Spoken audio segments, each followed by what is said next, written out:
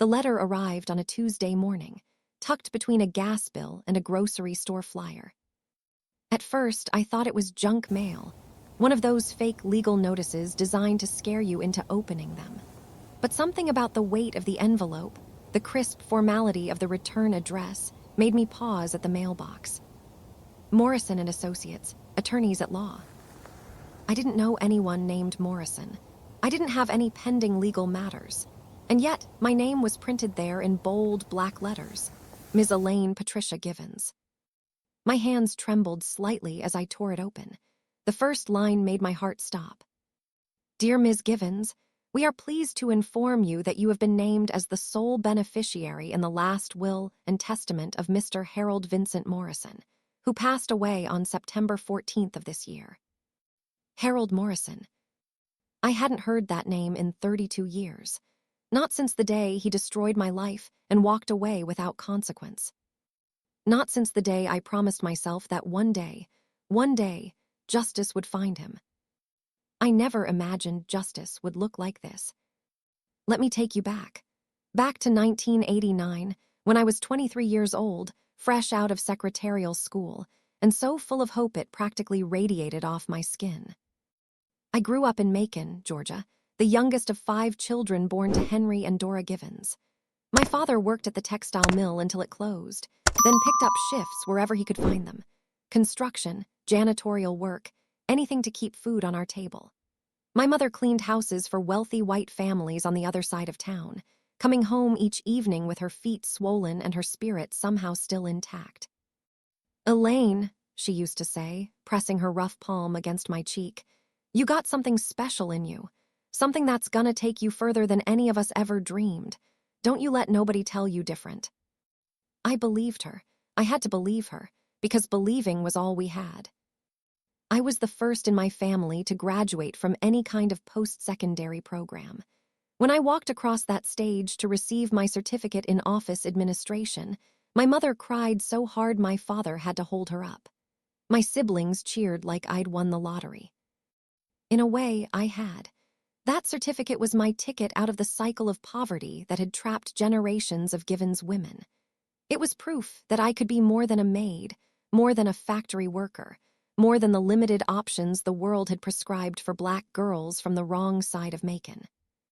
Within a month, I landed a job at Morrison Textiles, one of the largest fabric manufacturing companies in the Southeast. The pay was modest, but the position came with benefits, stability, and the promise of advancement. My supervisor was Harold Vincent Morrison himself, the owner's son, heir to the family empire. He was 35 years old, with sandy brown hair and a smile that made the other secretaries giggle and blush. Everyone said he was charming. Everyone said he was going places. What they didn't say, what nobody wanted to acknowledge, was the way his eyes lingered too long on certain employees. The way his compliments carried an edge of something darker. The way women who rejected his advances had a tendency to disappear from the company roster.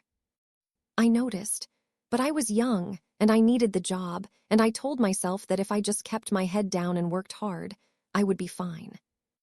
I was so naive. The first few months were uneventful. I arrived early, stayed late, and made myself indispensable. I learned the filing systems inside out. I anticipated needs before they were expressed. I typed faster and more accurately than anyone in the secretarial pool. Mr. Morrison, I never called him Harold, not then, seemed pleased with my work. He praised my efficiency in staff meetings. He recommended me for a small raise after just 90 days. You're different from the others, Elaine, he said one afternoon, pausing by my desk with that unsettling smile. You've got ambition. I like that in a woman. I thanked him politely and returned to my typewriter, my skin prickling with unease. The comments became more frequent after that, more personal. That dress looks lovely on you, Elaine. Really shows off your figure. You should smile more. A beautiful girl like you shouldn't look so serious. I noticed you don't wear a wedding ring. A woman your age still single. That's surprising. I deflected. I redirected. I pretended not to understand the implications. I wore baggier clothes and stopped wearing makeup and pulled my hair back in the most severe style I could manage. Nothing worked. The assault happened on a Thursday evening in late October. Most of the staff had gone home. I stayed late to finish a quarterly report that Mr. Morrison needed first thing Friday morning. The office was quiet except for the hum of the fluorescent lights and the distant sound of the cleaning crew working on the floor below. I didn't hear him approach.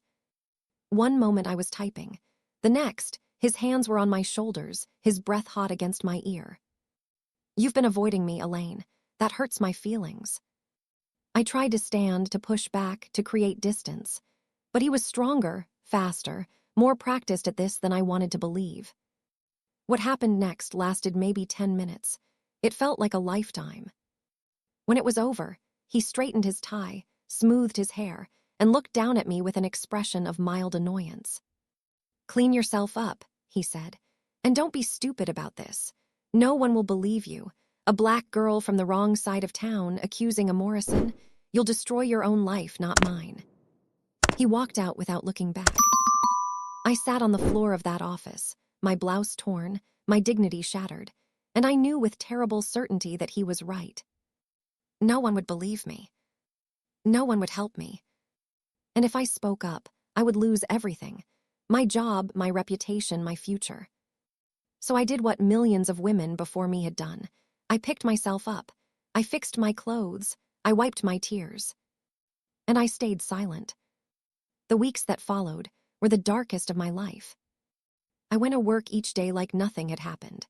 I typed reports and answered phones and filed documents, all while the man who had violated me walked past my desk with that same charming smile, that same easy confidence, as if I were nothing more than a piece of furniture. Sometimes he would wink at me. Sometimes he would let his hand brush against my shoulder as he passed.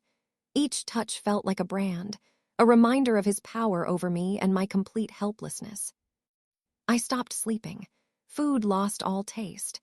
I would wake in the middle of the night, drenched in sweat, his words echoing in my ears. "No one will believe you." My mother noticed the change, of course. She always noticed everything. "Baby, you look worn down to the bone," she said one Sunday after church, holding my face in her hands. "What's troubling you?" I wanted to tell her. The words sat on my tongue like stones, desperate to be released. But when I opened my mouth, I thought about what it would do to her. My mother had spent her whole life cleaning up after white people, swallowing indignities with a graceful silence that I'd always admired. How could I burden her with this? How could I make her carry my shame on top of everything else? "Just tired, Mama," I said. "The job keeps me busy." She looked at me for a long moment, and I knew she didn't believe me. But she was from a generation that understood some things couldn't be spoken aloud. Some wounds had to be carried in silence. "You come to me when you're ready," she said finally. "I'll be here." I never did tell her. She died 6 years later without ever knowing what happened to her youngest daughter in that quiet office on a Thursday evening. That's one of my greatest regrets. 3 months after the assault, I discovered I was pregnant. The realization hit me like a physical blow. I sat in the bathroom of my tiny apartment, staring at the test results, and felt the last fragments of my old self crumble away. I couldn't have this baby. Not this way, not his baby. But in 1989, in Georgia, my options were limited. Abortion was legal but nearly impossible to access. There were only 3 clinics in the entire state, and all of them required jumping through hoops that seemed designed to humiliate and discourage. I would need to take time off work. I would need money I didn't have. I would need to navigate a system built to shame women like me. I considered going to Mr. Morrison, demanding he take responsibility, threatening to expose him if he didn't help me. But even as the thought formed, I knew how it would end. He would deny everything. He would call me a liar, a seductress, a black girl trying to trap a white man for his money. His family had power, connections, resources. I had nothing but my word against his. So I made the hardest decision of my life. I kept the baby. I worked until I couldn't hide the pregnancy anymore, about 5 months. Then I resigned, citing personal reasons. Mr. Morrison signed my exit paperwork without looking up from his desk. "Best of luck, Elaine," he said dismissively. "I'm sure you'll land on your feet." I walked out of Morrison Textiles for what I thought would be the last time, carrying nothing but a small box of personal items and a life growing inside me that I hadn't chosen but was determined to love. My daughter was born on a sweltering July afternoon. I named her Grace because that's what I prayed for every single day. Grace to survive, grace to heal, grace to raise this child right despite the circumstances of her creation. She came out looking like me. My eyes, my nose, my mother's dimples. If there was anything of Harold Morrison in her features, I refused to see it. She was mine, only mine. The years that followed were hard in ways I couldn't have imagined. I worked 2, sometimes 3 jobs to keep a roof over our heads. Night shifts at the hospital laundry. Weekend cashier work at the grocery store. Cleaning offices after hours. The same kind of work my mother had done, the work I'd been so desperate to escape. But I kept going, for Grace. I watched my daughter grow into a brilliant, curious child who asked questions I couldn't always answer. She wanted to know about her father. I told her he was gone, not a lie exactly, but not the truth either. He wasn't a good man, I finally admitted when she was 12. But that has nothing to do with who you are, baby. You're not his story, you're your own. She accepted that mostly, but I saw the questions lingering in her eyes, and I knew someday I would have to tell her everything. For 32 years, I built a life from the rubble Harold Morrison had left behind. I eventually earned my GED, then an associate degree, then a bachelor's in social work, all while working full-time and raising Grace alone. It took me 15 years to finish my education, but I did it. Every diploma felt like a victory, a small piece of myself reclaimed. I became a social worker specializing in trauma survivors, specifically survivors of sexual assault. The work was grueling, heartbreaking, and the most meaningful thing I'd ever done. Every woman I helped heal felt like a piece of my own healing. Grace grew up, went to college on a full scholarship, became a pediatric nurse. She married a good man named Jerome who treated her like she hung the moon. They gave me 2 grandchildren, Marcus and Lily, who filled my life with a joy I hadn't known was possible. I never forgot what Harold Morrison did to me, but I learned to carry it differently. The rage that once consumed me settled into something quieter, something I could live with. I stopped imagining revenge. I stopped fantasizing about confrontation. I accepted that some injustices never get corrected. Some monsters never face consequences. Some wounds never fully heal. And then that letter arrived. I read the letter 3 times before the words fully registered. Harold Vincent Morrison was dead, and somehow, impossibly, he had left everything to me. Not to his wife. He'd married some socialite named Catherine in 1992, according to the obituary I found later. Not to his children, 2 sons who'd followed him into the family business. Not to his siblings, his extended family, his country club friends. To me, Elaine Patricia Givens, the woman he'd assaulted in his office 32 years ago and never thought about again. At least, that's what I'd assumed. The letter instructed me to contact the law firm to schedule a meeting regarding the estate. There would be documents to sign, conditions to discuss, assets to inventory. Assets. According to the preliminary figures included in the letter, Harold Morrison's estate was valued at approximately $14 million. I set the letter down on my kitchen table and stared at it until the afternoon light shifted and shadows crept across the paper. My coffee grew cold. My phone buzzed with texts I didn't answer. The world continued spinning while I sat frozen, trying to make sense of the impossible. Why would he do this? What kind of twisted game was he playing from beyond the grave? I called Grace that evening. "Mama, you sound strange," she said immediately. "What's wrong?" "I need to tell you something. Something I should have told you a long time ago." There was a pause on the line.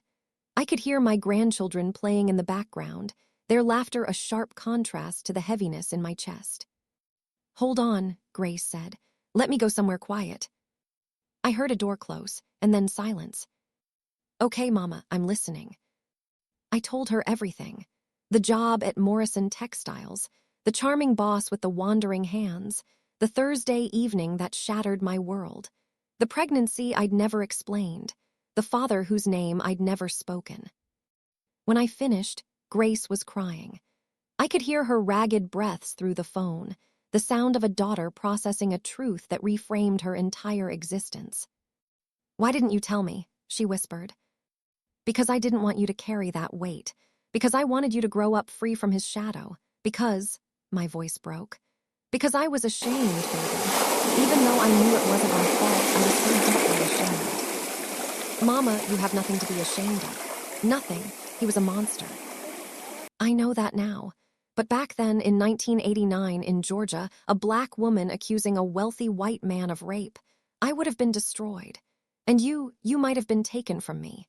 They did that back then. Took bobbies from mothers they deemed unfit. Grace was quiet for a long moment, and now he's dead. Yes.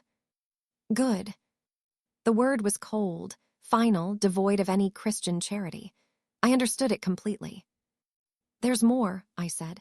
He left me everything, his entire estate, $14 million. What? I don't understand it either, but there's a meeting with his lawyers next week. They're going to explain the terms. Mama, this could be a trap, some kind of legal trick to humiliate you publicly.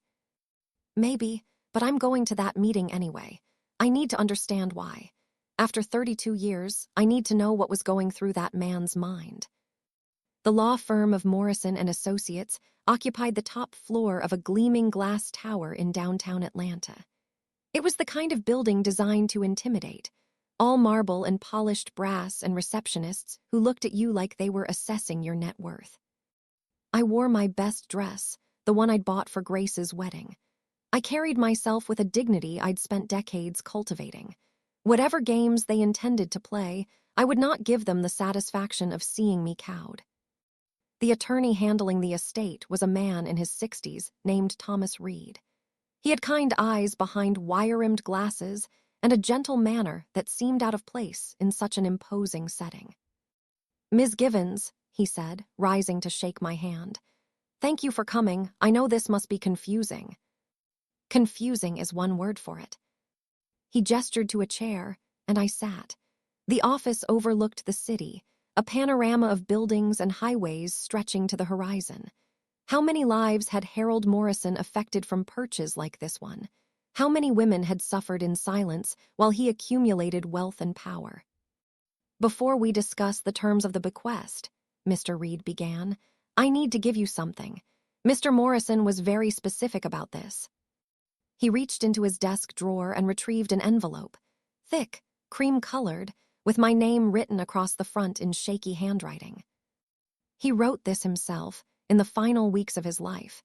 He asked that you read it before we proceed. I took the envelope with trembling fingers. The paper felt heavy with history, with secrets, with the weight of 32 years of silence. Would you like privacy? Mr. Reed asked. Yes, please. He nodded and left the office, closing the door softly behind him. I sat alone in that towering room, holding a letter from a dead man, and felt the past pressing in from all sides. My dearest Elaine, if you're reading this, I am gone, and perhaps that is for the best. I have been dying for a long time, not from the cancer that finally claimed me, but from the weight of what I did to you in 1989. I do not expect your forgiveness. I do not deserve it. What I did was monstrous, unforgivable, a sin that has haunted every moment of my existence since that night. You probably believe I forgot about you, that I moved on without a second thought, as men like me so often do. But I need you to know I never forgot, not for a single day. I have watched you from a distance all these years. I know about your daughter, our daughter, and the remarkable woman she has become. I know about your degrees, your career, your grandchildren. I have followed your journey from the shadows, marveling at the strength it took to build such a beautiful life from the ruins I left behind. I should have come forward. I should have confessed. I should have faced justice. But I was a coward, Elaine. A coward who chose comfort over conscience, who hid behind family name and social position while you suffered in silence. This inheritance is not an apology. No amount of money can undo what I did. But it is an acknowledgement, a recognition that I took something from you that cannot be repaid, and an attempt to give you and grace the resources you should have had all along. There is one condition, which Mr. Reed will explain. I hope you will accept it, but I understand if you cannot. I am sorry. Those words are inadequate, but they are all I have left.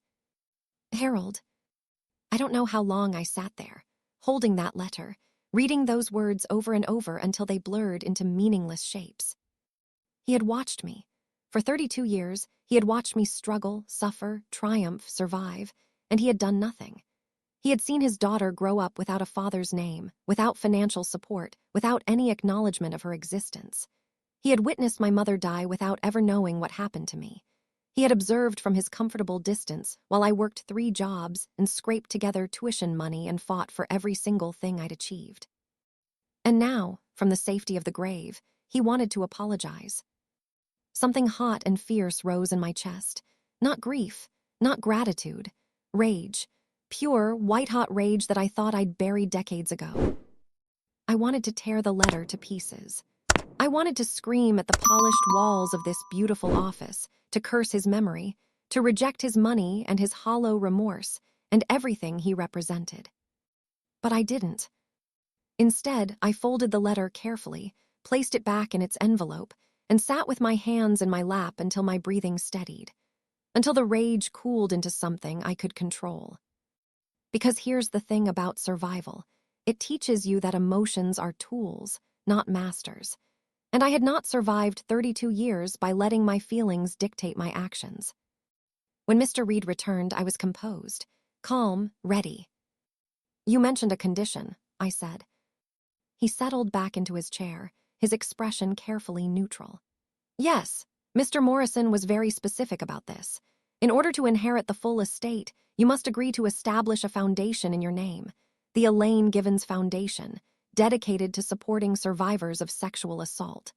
Specifically, women of color who lack resources for legal representation, counseling, and rebuilding their lives. I stared at him. He wants me to use his money to help other victims. That was his wish, yes. The foundation would receive 60% of the estate. The remaining 40%, approximately $5.5 million, would be yours personally, to do with as you choose. $5.5 million. More money than I'd earned in my entire lifetime combined. And if I refuse the condition?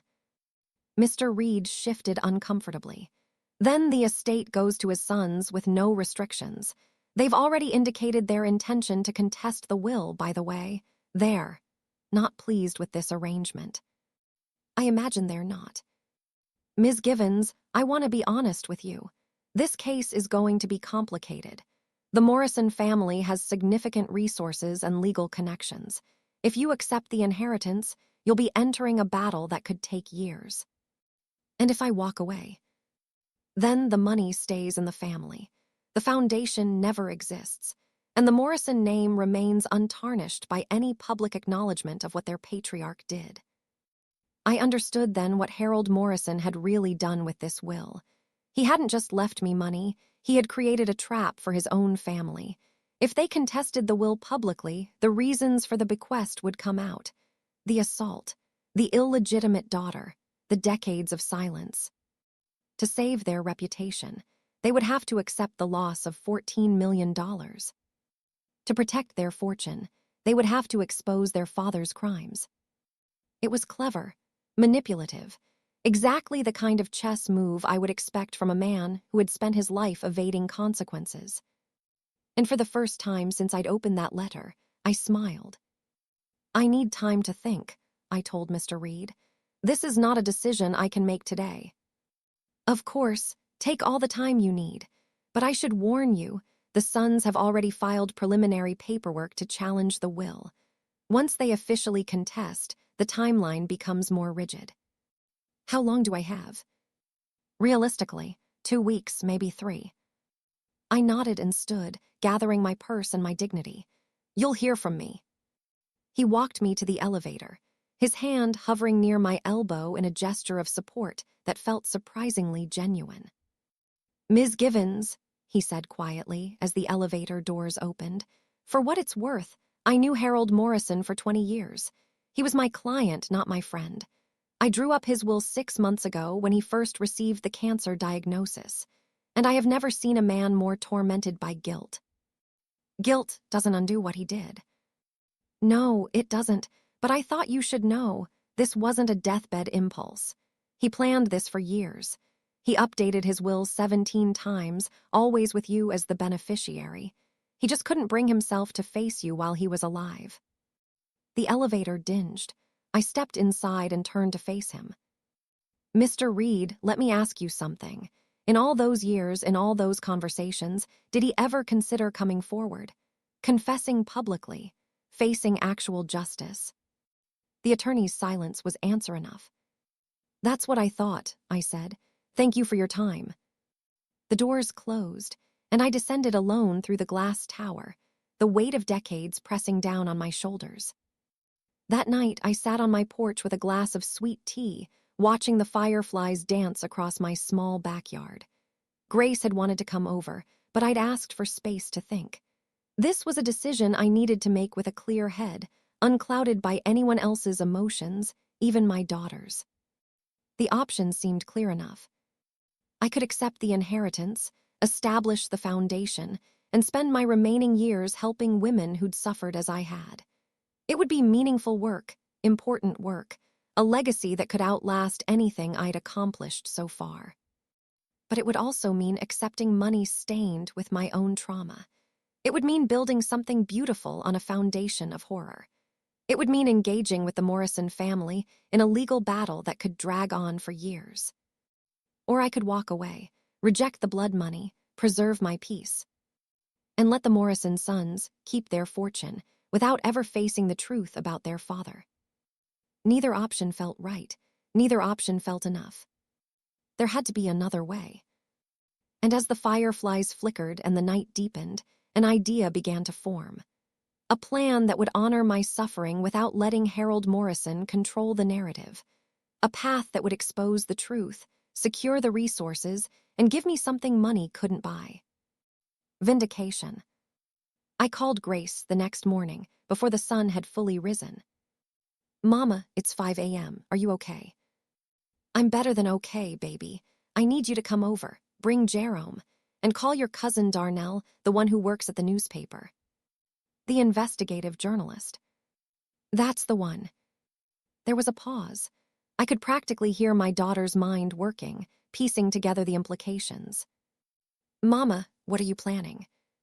"Something I should have done 32 years ago.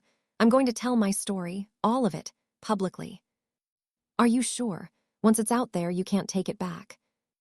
"I know. That's exactly why I'm doing it." By noon, my small living room was crowded with the people I trusted most. Grace and Jerome sat on the couch, their hands intertwined. Darnell, my sister Ruby's grandson, a sharp young man with his grandmother's fierce intelligence, perched on the armchair with a notebook in his lap. And my attorney, Patricia Lawson, whom I'd called first thing that morning, occupied the wooden chair by the window. Patricia was a formidable woman in her 50s, a civil rights lawyer who'd built her career fighting battles everyone said were unwinnable. I'd met her years ago through my work with assault survivors, and I'd seen her dismantle powerful institutions with surgical precision. "Let me make sure I understand," Patricia said, her pen tapping against her legal pad. "You want to accept the inheritance, establish the foundation, and simultaneously go public with the full story of what Harold Morrison did to you in 1989. "That's right. You understand that going public could complicate the legal proceedings. The Morrison sons will use any ammunition they can find. They'll attack your credibility, your motives, your character." "Let them try." Darnell leaned forward, his journalist instincts clearly engaged. "Aunt Elaine, if we do this right, with documentation, with corroborating evidence, with a carefully constructed narrative, we could make this story impossible to dismiss. The Me Too movement has changed how these cases are perceived. People are more willing to believe survivors now. I don't have much documentation, I admitted. It was 1989. There were no cameras, no text messages, no emails. It's my word against the word of a dead man. But you have his letter, Patricia interjected. His written confession in his own handwriting admitting to what he did. That's extraordinarily powerful evidence. And you have me, Grace said quietly. Everyone turned to look at her. I'm his biological daughter. A DNA test would prove that connection. Combined with his letter, combined with the timing of your resignation from Morrison Textiles, it all fits together. Jerome squeezed her hand. Are you sure you want to be part of this, baby? Your whole life you've been free from his shadow. This would change that. Grace's jaw tightened with a determination I recognized as my own. I've never been free from his shadow, Jerome. I've just been pretending it didn't exist. Mama carried this secret to protect me, but she shouldn't have to carry it alone anymore. We face this together, as a family. Tears pricked at my eyes. This daughter of mine, this woman born from violence but raised in love, she was the best thing I'd ever done. The best thing Harold Morrison never deserved. Okay, I said, my voice steady despite the emotions swelling in my chest. Let's plan this out.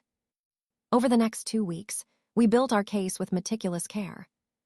Patricia filed notice with the probate court that I intended to accept the inheritance under the specified conditions. This immediately put the Morrison sons on alert. Their attorneys sent threatening letters warning of a vigorous contest, hinting at ugly revelations about my true character. I wasn't worried. I had nothing to hide. Meanwhile, Darnell worked on the story. He interviewed me for hours, recording everything with gentle professionalism. He tracked down former employees of Morrison Textiles from 1989, a Herculean task, given how much time had passed, and found 2 women willing to speak on the record about their own experiences with Harold Morrison. Their names were Carolyn Foster and Deborah Odom. Both had worked at the company in the late 80s. Both had experienced harassment from Harold. Neither had been assaulted as I had, but their testimony corroborated a pattern of predatory behavior. He would corner you in the copy room, Carolyn told Darnell, her voice shaking even after all these years. Make comments about your body, touch your waist, your shoulders. If you complained, you disappeared. I saw 3 women get fired after reporting him. I always wondered about Elaine Givens, Deborah added. She was so talented, so hardworking. When she suddenly resigned, it didn't make sense. Now I understand. We were all surviving the same monster. We just didn't know we weren't alone. The story was coming together. But we needed something more, something that would elevate this beyond a simple he said she said narrative. I found it in Harold Morrison's own records. Mr. Reed, the estate attorney, had granted me access to Harold's personal papers as part of the inheritance process. Among the financial documents and business correspondence, I discovered a leather journal tucked into the bottom of a filing cabinet. It was Harold's private diary, spanning decades, and in it he had documented everything. Not just what he did to me, but what he did to others. Names, dates, descriptions written in cramped handwriting that grew more agitated as the years progressed. There were 11 women mentioned in those pages, 11 women whose lives he had violated. Some of the entries were chillingly matter-of-fact. March 1985, Sandra Mitchell accounting, handled efficiently, no complaints filed. Others revealed the twisted psychology of a predator convinced of his own invincibility. October 1989, Elaine Givens, secretarial pool, more resistant than expected, but she knows her place. They always do eventually. And near the end, as the cancer consumed him, the tone shifted to something resembling remorse. I have destroyed so many lives. I see their faces when I close my eyes. I hear their silence in every quiet moment. God will not forgive me. I cannot forgive myself. But perhaps I can give them something. Perhaps the money can speak the apology I was too cowardly to voice. 11 women, 11 victims, and I was the only one he tried to make amends to. It wasn't enough. It would never be enough. But it was ammunition. The story broke on a Sunday morning. Darnell's publication, strategically timed to maximize impact. Textile Titan's Dark Legacy, The Secret Crimes of Harold Morrison, read the headline, accompanied by a photograph of Harold in his prime and a smaller inset of me at my daughter's wedding, smiling without knowing that justice was still decades away. The article was comprehensive, devastating, and irrefutable. Darnell had woven together my testimony, the corroborating witnesses, Harold's own journal entries, and expert commentary on the prevalence of workplace sexual assault in the 1980s.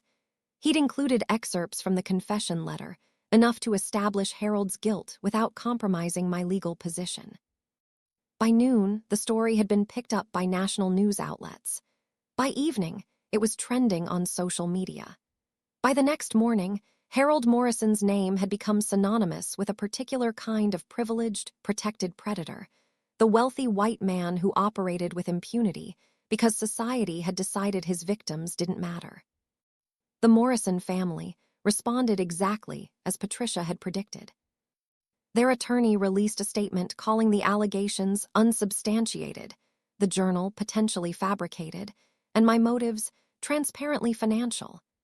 They painted me as a gold digger, a manipulator, a bitter woman seeking to destroy a great man's legacy for personal gain. But they made a critical mistake. They held a press conference. I watched it live from my living room, Grace on one side of me and Patricia on the other. The Morrison sons, William Jr. and Robert, stood behind a podium bristling with microphones, their expensive suits and practiced expressions designed to project authority and righteousness. William Jr. did most of the talking. He was 52, with his father's sandy hair gone silver at the temples and the same cold calculation behind his smile. Our father was a pillar of this community, he declared. He built a company that employed thousands, contributed to countless charities, and devoted his life to the betterment of Georgia. These accusations are nothing more than a cynical attempt to extort our family during our time of grief. A reporter raised her hand. Mr. Morrison, how do you explain the confession letter written by your father acknowledging the assault? William's jaw tightened almost imperceptibly. We have reason to believe that letter was written under duress. Our father was dying, heavily medicated, and clearly not in his right mind. Anyone could have taken advantage of his condition to extract a false confession. And the journal, the entries documenting 11 separate victims spanning 2 decades. Fabricated, planted by someone with access to his personal papers. We intend to pursue legal action against anyone perpetuating these malicious lies. But then Robert, the younger son, quieter, less polished, leaned toward his microphone and said something that changed everything. Look, we all know the type of woman who makes accusations like this. Single mother, welfare background, suddenly claiming our father assaulted her decades ago right when she stands to inherit millions. It doesn't take a genius to see what's really going on here. The room went silent. Reporters exchanged glances.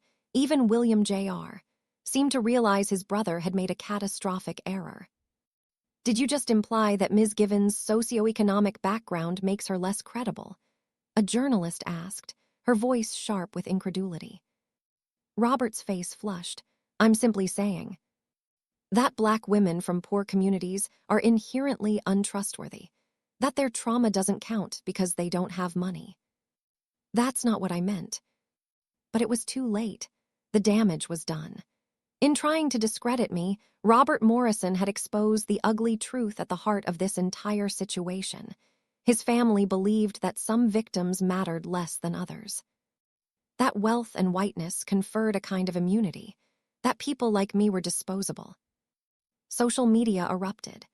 The hashtag #BelieveElaine began trending within the hour.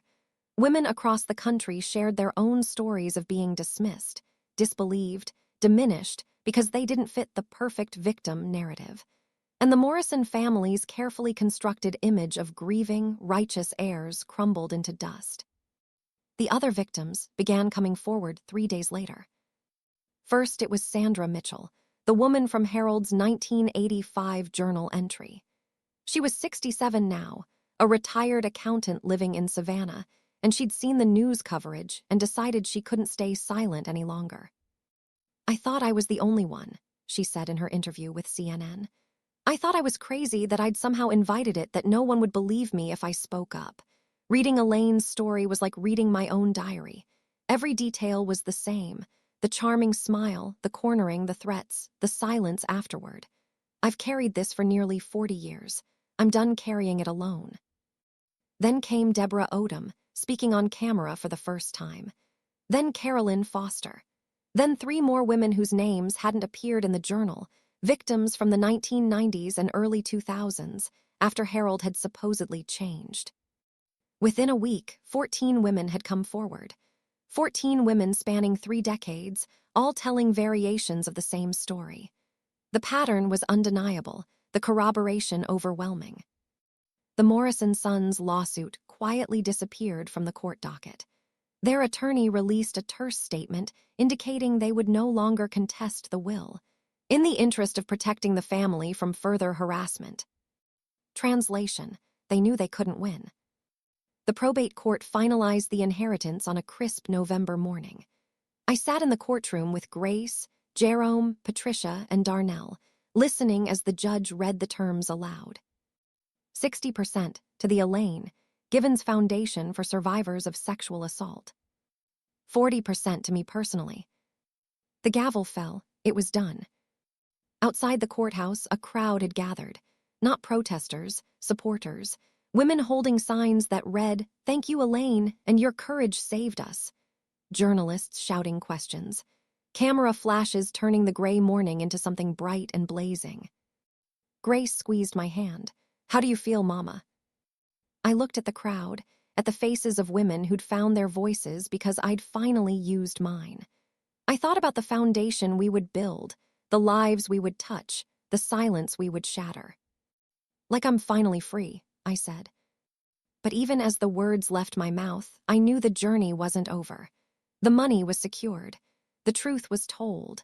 But healing, real, deep, lasting healing, that was a different kind of work altogether. And I was just getting started.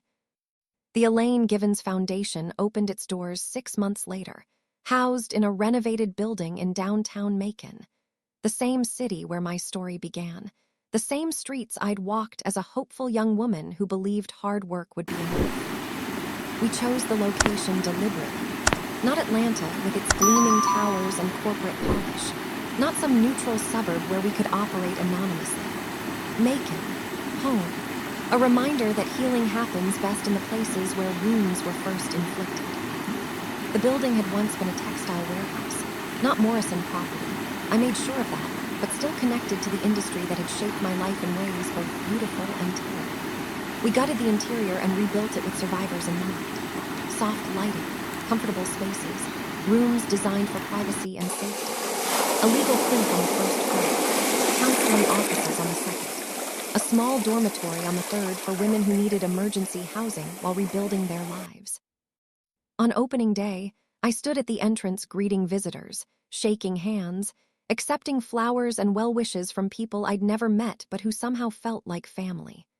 Local politicians stopped by, along with activists, journalists, and ordinary citizens who wanted to witness this moment. But the guests who mattered most arrived quietly, without fanfare.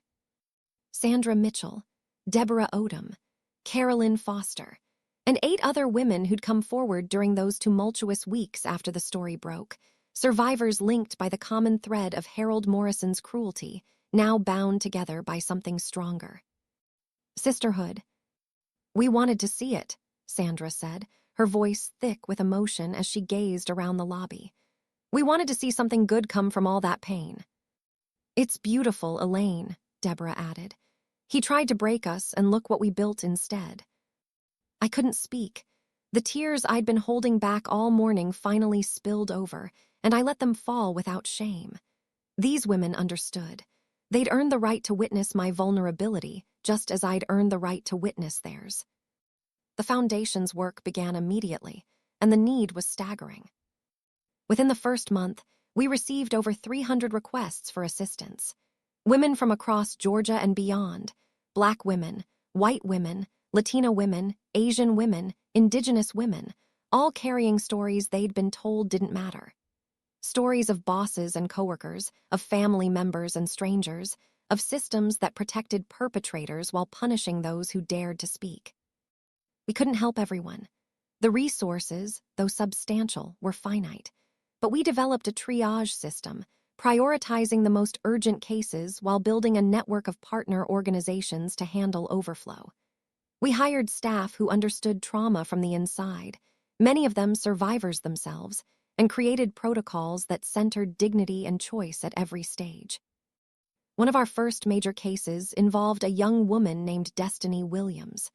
She was 24, a single mother working at a distribution warehouse, and her supervisor had been harassing her for months. When she finally reported him, the company fired her for performance issues and threatened to contest her unemployment claim. Our legal team took her case pro bono. Within 6 weeks, we'd negotiated a settlement that included full back pay, a written apology, and the termination of the supervisor. It wasn't a court victory. Destiny chose to settle rather than endure a prolonged trial, but it was justice on her terms. "I thought I was powerless," she told me afterward, holding the settlement check in trembling hands. "I thought they could do whatever they wanted because I'm nobody, but you showed me that's not true. You showed me I matter." "You always mattered," I said. "The world just needed to be reminded." The public attention faded, as it always does. New scandals emerged to capture the media's interest. The hashtags stopped trending. The cameras moved on. But the work continued. We expanded our services to include job training and placement, recognizing that economic dependence often trapped women in abusive situations. We partnered with local schools to develop prevention curricula, teaching young people about consent and boundaries before they entered the workforce. We created a speakers bureau featuring survivors willing to share their stories, carrying the message of hope and resilience to churches, community centers, and corporate boardrooms. Grace became increasingly involved, eventually leaving her nursing position to serve as the foundation's director of community outreach. She brought a warmth and authenticity to the role that no amount of professional training could replicate. The empathy of someone who'd grown up in the shadow of unspoken trauma, who understood that healing was a journey rather than a destination. "Mama," she said one evening, as we reviewed grant proposals in my office, "do you ever regret it? Going public, opening yourself up to all the scrutiny and judgment?" I considered the question carefully. The scrutiny had been intense. Despite the overwhelming support, there were critics, people who questioned my motives, accused me of profiting from victimhood, suggested that I should have stayed silent and let the dead rest in peace. "No," I said finally. "Not for a moment. The scrutiny is the price of truth, and truth was worth any price." Even the threats. The threats. There had been those 2 anonymous letters, hateful voicemails, a brick through my window one night with a note attached calling me things I won't repeat. The Morrison family denied any involvement, but I knew their supporters were out there, seething at my audacity. Especially the threats. Every threat proves that our work matters. People don't threaten what they're not afraid of. Grace nodded slowly, a new understanding dawning in her eyes. "We're making them afraid." "No, baby. We're making them accountable. Fear is their reaction. Accountability is our goal." A year after the foundation opened, I received an unexpected visitor. Catherine Morrison, Harold's widow, appeared at my office without an appointment, dressed in black despite the passage of more than a year since her husband's death. She was in her 70s, elegantly preserved, with the kind of rigid composure that suggested she'd spent a lifetime suppressing inconvenient emotions. My assistant looked terrified as she announced the visitor. "Should I call security?" "No, send her in." Catherine entered slowly, her eyes sweeping the office as if cataloging every detail for future litigation. She remained standing, her purse clutched in front of her like a shield. "Mrs. Morrison," I said evenly, "I can't imagine what brings you here." "I came to see for myself." Her voice was clipped, controlled. "The monument to my husband's shame."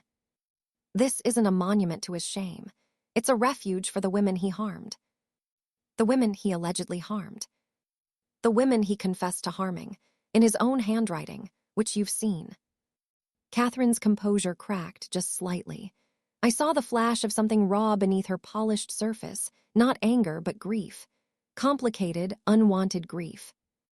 I lived with that man for 32 years, she said quietly. I bore his children. I built a life around him. And now I discover it was all a lie, that the person I loved never really existed. For a moment, I felt something unexpected, pity. Catherine Morrison was a victim too, in her own way, not of assault but of deception. She'd married a monster and never known it. What do you want from me, Mrs. Morrison?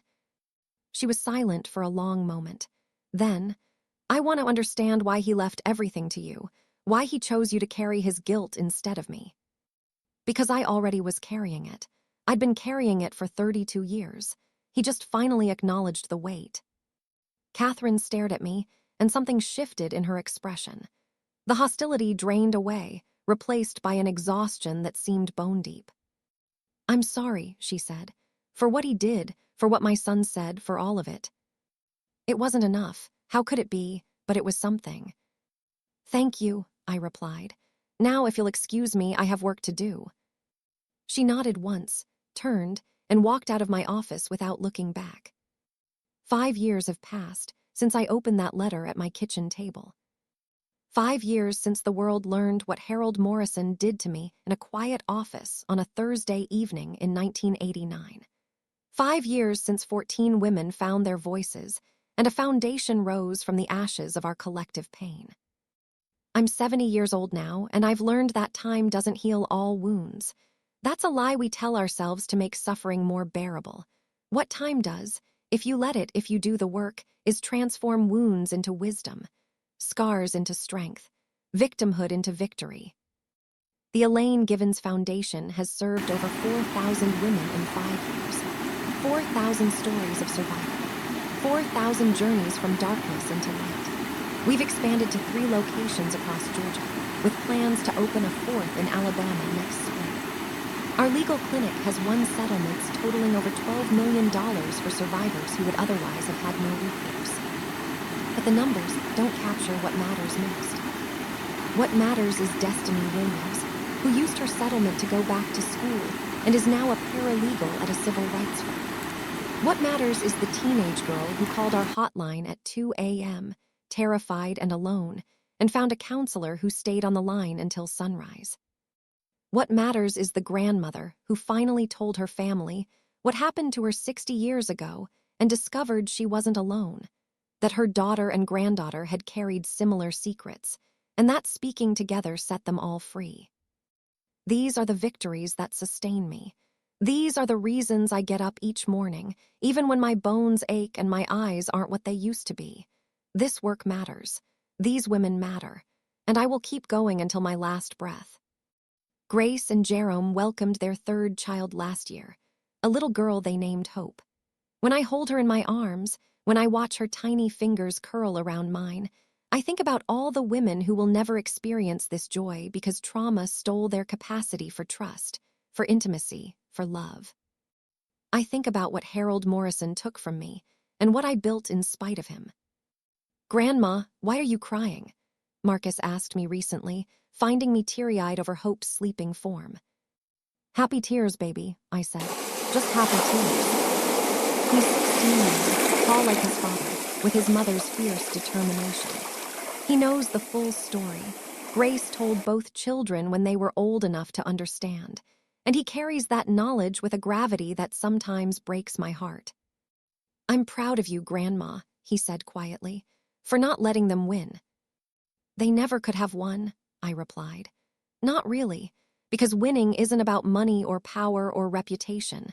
It's about who you become in the face of what tries to break you. And baby, I became someone they never expected, someone they couldn't silence, someone who turned their worst weapon into her greatest strength. He nodded slowly, processing. Then, is that why you always say victim to victor? That's exactly why. Last month, I was invited to speak at the National Conference on Sexual Assault Prevention.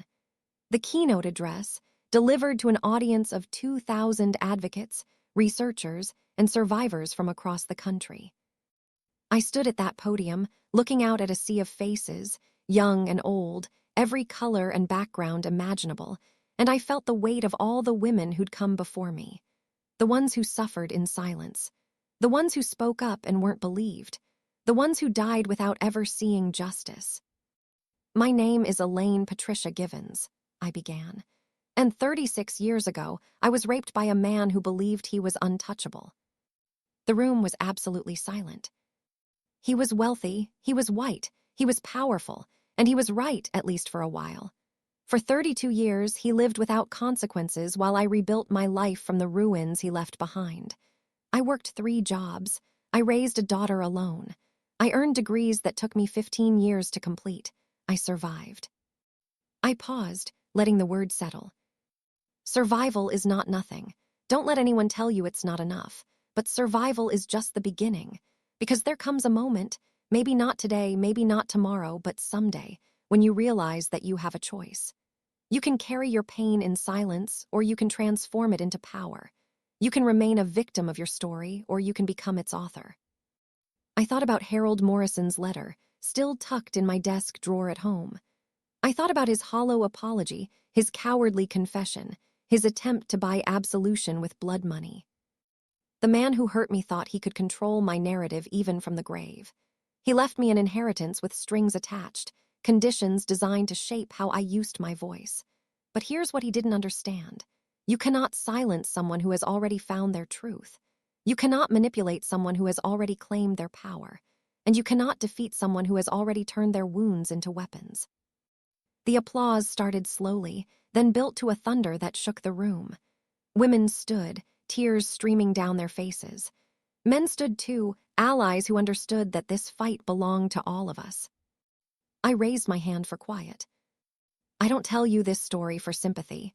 I tell you because somewhere in this room, somewhere watching this broadcast, is a woman who believes her pain doesn't matter.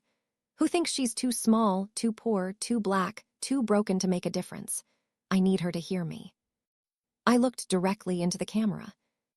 You matter, your story matters, and the very thing they used to try to destroy you, that's the thing that's going to set you free. You are not a victim. You are a victor waiting to claim your crown. So claim it. Speak your truth. Build your legacy. And never, ever let them convince you that your silence is the price of survival. The standing ovation lasted 4 minutes. I don't remember most of it. The moment blurred into tears and embraces and hands reaching out to touch mine. But I remember the feeling. Freedom. Complete, absolute, unshakable freedom. Not because Harold Morrison was dead. Not because I had money or recognition or a foundation with my name on it.